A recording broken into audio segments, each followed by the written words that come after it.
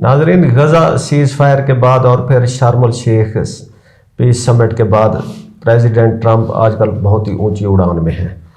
تازہ ان کا بیان یہ ہے کہ بہت جلد کافی سارے اور ممالک بھی ابراہیم ایکارڈ میں شمولیت اختیار کریں گے۔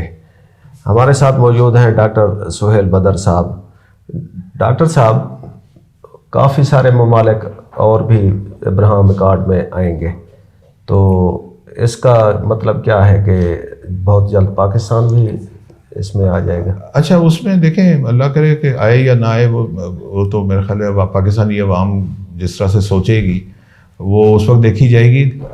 ابراہیم ایکارڈ جب 2020 میں ہوا تھا، 2020 میں، تو 4 ملک تھے اس میں شامل، جن میں سے 2 نے تو فوری طور پہ ایکارڈ کر لیا تھا، UAE نے اور بحرین نے، اور 2 کا کچھ ماہ کے بعد ہوا تھا۔ ان میں سے ایک موروکو تھا اور ایک سوڈان تھا۔ موروکو نے اس کے عوض بڑی بھاری قیمت وصول کی تھی۔ موروکو کا ایک لانگ سٹینڈنگ جو 50-60 سال سے ایک ایشو چلا آ رہا تھا ویسٹرن سہارا کا، تو اس میں اس نے امریکہ، اسرائیل یا عالمی دنیا سے اس نے لکھوا لیا تھا کہ ویسٹرن سہارا جو ہے اس کو اپنی طرف اس نے مطلب اپنا رائٹ کروا لیا تھا۔ تو اس نے ایک ڈیل ایسی بنا لی تھی کہ چلو ٹھیک ہے، میں اب ابراہیم ایکارڈ کا حصہ بنتا ہوں، ویسٹرن سہارا مل جائے۔ اسی طرح سوڈان نے بھی اپنی ڈیل بنا لی تھی۔ اچھا، کچھ مسلمان ملکوں سے یا عرب ملکوں سے اسرائیل کے پرانے تعلقات چل رہے تھے، سفارتی تعلقات بھی تھے اور ایک دوسرے کو اکنالج کرتے تھے، جس میں ترکی ہے، ایجپٹ ہے، جارڈن ہے، وغیرہ وغیرہ۔ اب ابراہیم ایکارڈ جب یہاں تک پہنچ گیا تو اس کے بعد توقع یہ کی جا رہی تھی کہ جو باقی رہ گئے ہیں، جس میں سعودی عرب ہے، پاکستان ہے یا کوئی اور، ایران تو ڈیفینیٹلی میں نام نہیں لوں گا کہ ایران جو ہے وہ میرا نہیں خیال کہ اسرائیل کے کسی ایکارڈ میں آئے گا۔ تو اسپیکولیشن 2020 سے پاکستان اور سعودی عرب کے بارے میں ہی زیادہ چل رہی ہے، اور تگڑے ملک بھی یہی 2 ہیں، باقی تو اتنے امپورٹنٹ نہیں ہیں۔ اصل میں بات سعودی عرب کی، اگر سعودی عرب چلا جاتا ہے تو پھر پاکستان کو وہ انفلوئنس بھی کر سکتا ہے، یا پاکستان کے لیے اس میں انٹری ذرا آسان بھی ہو جائے گی، کیونکہ ڈومیسٹکلی ذرا تھوڑی جو اس کی اپوزیشن ہے کم ہو جائے گی۔ آپ کا کیا خیال ہے کہ پاکستان کو ابراہیم ایکارڈ میں جانا چاہیے؟ دیکھیں، اس میں پرسنل تو میری ایک رائے ہے، میں پرسنلی پوچھ رہا ہوں، پرسنل رائے میں پاکستان کو جانا چاہیے، لیکن ہم نے یہ دیکھا ہے کہ جو لوگ گئے، جو کنٹریز گئے، انہوں نے اس کے عوض کوئی نہ کوئی بھاری قیمت ضرور وصول کی، کوئی اپنی ایسی چیز کی۔ خاص طور پہ موروکو واز ویری انٹیلیجنٹ، اس طرح UAE نے بھی، بحرین نے بھی، تو وہ بڑے مطلب انہوں نے اس کا فائدہ اٹھایا ہے۔ اگر پاکستان اسی طرح کے الائی بنتا ہے جس طرح ہمیشہ سے بنتا آ رہا ہے، 80 کی افغان جو وار کا ڈیکیڈ تھا، اس میں بھی پاکستان سے ڈالر آئے ہوں گے، لیکن کوئی پاکستان نے کوئی میجر کوئی چیز اپنے حق میں نہیں کرائی۔ اسی طرح جو بش کے زمانے میں پاکستان ان کا میجر ایلائی بنا تھا، اس میں بھی ہم نے نہیں دیکھا کہ چلیں پھر اس میں کوئی ڈالر آگے ہوں گے، لیکن یہ چیزیں ہم نہیں کر پاتے کہ جی اس کے بدلے ہم کشمیر کا مسئلہ اپنے حق میں سیٹلمنٹ کروا لیں یا کچھ کروا لیں، واٹ ایور، یا کوئی پاکستان میں اسٹیبلٹی کا کوئی اور فیکٹر آ جائے، یا جو بلوچستان کی انسرجنسی آف اینڈ آن ہوتی ہے اس کے بارے میں کوئی ہم ان سے پکی حمایت لے لیں، کیونکہ ہم دیکھتے ہیں کہ وہ جو بلوچستان کے انسرجنٹس ہیں یا جو بھی وہ علیحدگی پسند ہیں، ان کے اجلاس جو ہیں وہ یورپین پارلیمنٹ تک میں ہوتے رہے۔ ہم تو سارا ایک فون پہ سارا 3 دفعہ 4 دفعہ 10 دفعہ یس کہہ دینے والی کنٹری ہیں۔ ہمارا زیادہ تر جب اس طرح کی کوئی باغن کا وہ ہوتا ہے تو ڈومیسٹکلی ایک پاپولر وائس ہوتی ہے کہ جی قرضے معاف کرائے جائیں، تو کیا قرضے معاف ہو جائیں گے؟ اگر دیکھیں، قرضے کس نے معاف کرنے؟ پاکستان نے اسرائیل کا تو کوئی قرضہ نہیں واپس کرنا، کیونکہ کبھی لیے ہی نہیں۔ امریکہ کے بھی قرضے کوئی بہت زیادہ نہیں ہے۔ جو جن کے قرضے ہیں چائنا کے یا جاپان کے، تو وہ اس ایکارڈ کا حصہ نہیں ہوں گے، تو وہ امریکہ تو اتنے ہی معاف کر سکتا ہے نا جو اس نے لینے ہیں۔ نہیں، باقی بھی اپنی جیب سے پیسے دے۔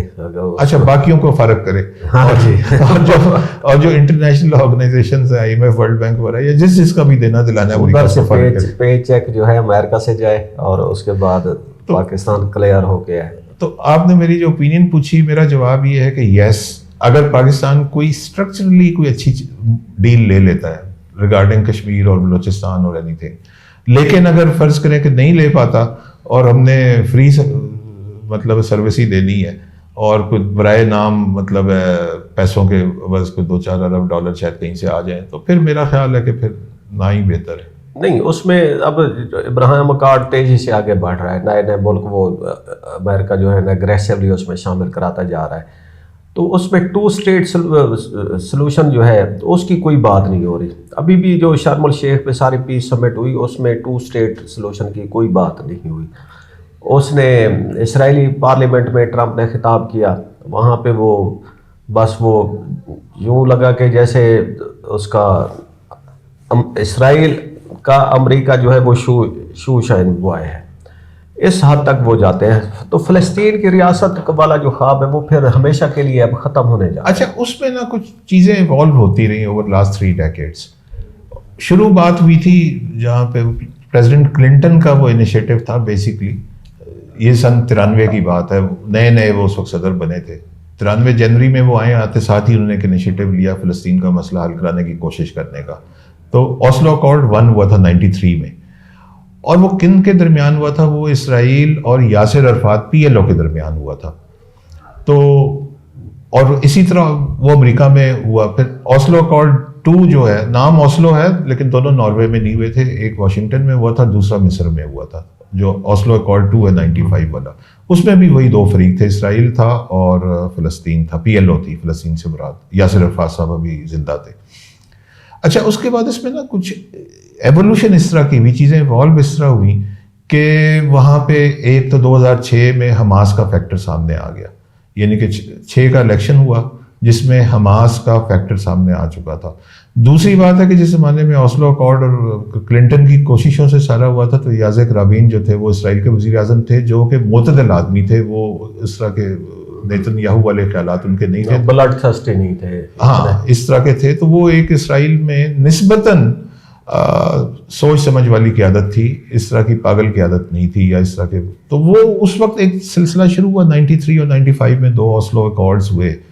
پھر وہ یاسر عرفات صاحب فوت ہو گئے، پھر اس کے بعد حماس کا فیکٹر بیچ میں آ گیا 2006 آنورڈز، اور پھر اس طرح وہ چیزیں مجھے لگتا ہے کہ چونکہ PLO کی وہ اس کے ساتھ ہوئے تھے وہ، اور 2 اسٹیٹ تھیوری وہاں پہ آئی تھی، تو مجھے لگتا ہے کہ وہ بہت پیچھے چلا گیا. وہ اب مطلب وہ ایوولوشن کے نتیجے میں اگر میں لفظ بولوں کہ وہ تقریباً نیم مردہ ہو چکا ہے.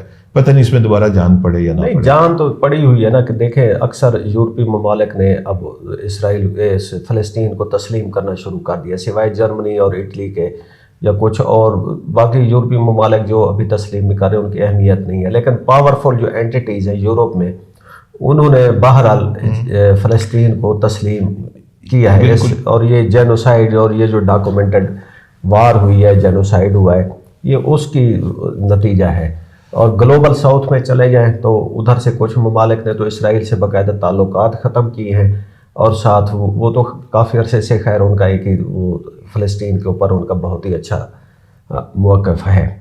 تو ایک طرف تو دنیا میں یہ شفٹ آ رہی ہے کہ وہ ہر کنٹریز کہہ رہے ہیں کہ جی فلسطین کی ریاست کا معرض وجود میں آنا بہت ضروری ہے، اب حالات اس نہج تک پہنچ چکے ہیں. ہاں اس میں یہ سمجھتا ہوں کہ اگر بنیاد بنے گی مڈل ایسٹ میں سلوشن کی، تو وہ یہ ٹرمپ اور نیتن یاہو اور وغیرہ کے گن پوائنٹ پہ کرائے ہوئے جو معاہدے ہیں اور 10 ملکوں کو ملا کے ساتھ، وہ نہیں بنے گی. اگر واقعی کوئی سیریسلی کرنا چاہتا ہے، خاص طور پہ یورپ والے کرنا چاہتے ہیں، تو پھر اس کی بنیاد اوسلو اکارڈز کے تحت ہی بنے گی. یعنی کہ جو اس میں فریق ہوں گے وہ اسرائیل اور فلسطین کی ریاست جو اس وقت PLO تھی، اب PLO نہیں ہے، لیکن جو بھی فلسطینی قیادت ہے وہ ہوگی. یہ حماس کا فیکٹر جو ہے بیچ میں آیا بعد میں، اس کی وجہ سے وہ سیبوٹاج ہوا جو پرانا سسٹم چل رہا ہے. یعنی کہ آپ کا کہنے کا مقصد یہ ہے کہ ٹرمپ اور نیتن یاہو کے ہوتے ہوئے شاید اس کی کوئی شکل نہیں نکلنے کا امکان. دیکھیں اگر تو پریزیڈنٹ کلنٹن جیسا صدر ہوتا جس نے 93 میں بہت اس کو سنجیدگی سے اور اس کو آپ کہہ لیں کہ دل سے کرانے کی کوشش کی تھی، لیکن انفارچونیٹلی پریزیڈنٹ ٹرمپ کو میں پریزیڈنٹ کلنٹن جیسا نہیں سمجھتا. تو شاید اس اور دوسری بات ہے کہ جو اس وقت اسرائیل کی قیادت تھی یازک رابن، وہ معتدل قیادت تھی، وہ نیتن یاہو کے وقت میں شاید ایسا نہیں ہوگا. تو اس وقت نیتن یاہو جو ہے وہ ڈومیسٹکلی تو بہت ہی مشکلات کا شکار ہیں، اور اس کو ریسکیو کرنے کی کوشش کر رہے ہیں پریزیڈنٹ ٹرمپ. امریکہ میں جو اس وقت ایک رائے عامہ چل رہی ہے، جیسے ہم اگر وہ نیو یارک کے ڈیموکریٹ کے جو نامینیشن ہوئی ہے ممدانی کی، جو بالکل کھلا اینٹی نیتن یاہو سٹانس لے کے पूरे वो वोट बैंक को ग्रैब कर रहा है। तो अमेरिका में भी एक बहुत बड़ी शिफ्ट आ रही है जो कि शायद अगले प्रेसिडेंशियल इलेक्शन में वाज़ेह हो जाएगी। जिस तरह का ख़ासकर ये जो गज़ा में हुआ है 2 साल, डॉक्टर साहब ये हिस्ट्री की पहली जंग है जो पूरी डॉक्यूमेंटेड हम देख सकते हैं कि किस तरह वो जेनोसाइड है, एथनिक क्लेंजिंग है या जो भी है। तो दुनिया देख रही है, लोगों के ज़मीर होते हैं, घर में बच्चे होते हैं, और फिर वो जब शाम को इमेजेस देखते हैं तो इसका असर तो पड़ा है ना। बिल्कुल पड़ा है। इसका असर अमेरिका में भी पड़ेगा और शायद इसराइल में भी। आपने बिल्कुल राइटली 2 ऐसे लोगों के नाम लिए। आपने यूरोप का कहा, आपने ग्लोबल साउथ का कहा, जो कि अब इस चीज़ पे कन्विंस हो चुके हैं कि ये वॉर नहीं है, this is not Gaza war, this is genocide, this is cleansing. तो मेरा ख्याल है कि यूरोप के बहुत सारे बेशतर ममालिक इस चीज़ पे कन्विंस हो चुके हैं, और बाकी की दुनिया जो है वो तो ऑलरेडी इस चीज़ पे कन्विंस्ड है। तो ये मतलब है कि, और ये सारा जो कोशिश हो रही है, ये ज़बरदस्ती गन पॉइंट पे जो करने की कोशिश हो रही है, मेरा ख्याल है कि इसका कोई लॉन्ग टर्म इफेक्ट नहीं होगा, डर डरा के शायद हो जाए।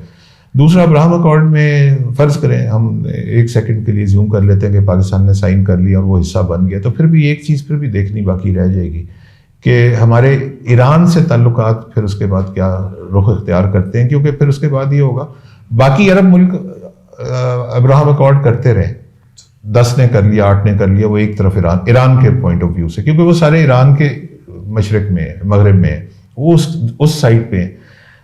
पाकिस्तान की शमूलियत के बाद ईरान दोनों तरफ से घिर जाएगा ऐसे मुल्कों से, जो कि बाकी तो 8-10 उस तरफ है, इस तरफ ईरान के जो मशरक की साइड है उसमें एक और, जब अब्राहम अकॉर्ड वाला मुल्क होगा तो वो चीज़ ईरान के लिए तशवीशनाक होगी। वो यकीनन वो सोचेगा, और फिर उसके बाद पाकिस्तान और ईरान के जो बाहमी ताल्लुकात हैं वो क्या रुख इख्तियार करेंगे, उसके बारे में भी बड़ा मुश्किल है कुछ कहना, लेकिन डेफिनेटली इसमें बहुत फ़र्क आएगा।